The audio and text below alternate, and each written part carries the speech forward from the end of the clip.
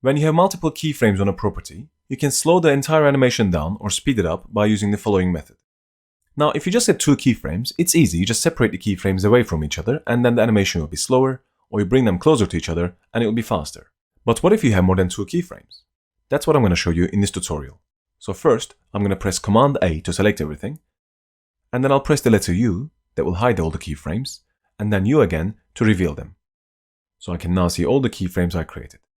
The keyframes of the top layer look a little bit different than the rest. You see that these are round keyframes rather than diamond shapes like these ones.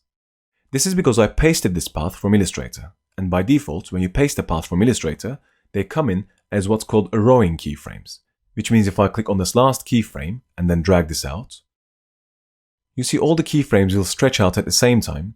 In other words, the relative distance between the keyframes will remain the same. But the same thing doesn't apply to the layer below, for example. If I select this last keyframe here and then drag this one out, you see that this is the only keyframe that's being dragged out. Nothing happens to the other keyframes. That's because we didn't set these keyframes to row across time. So I'm going to go press Command Z to undo that. If you select all the keyframes that you want to stretch out evenly, you have two options to do this. You can either right-click on one of these keyframes and then choose Rove across time, and that's going to make these keyframes round as well, which means if I now deselect them and then click on the last one, you see they'll all be stretched out evenly. Or alternatively, you can select all the keyframes you want to stretch out evenly, and then move up to the last keyframe, and then on the keyboard, hold down the Alt key and then click and drag. That also rows the keyframes across time.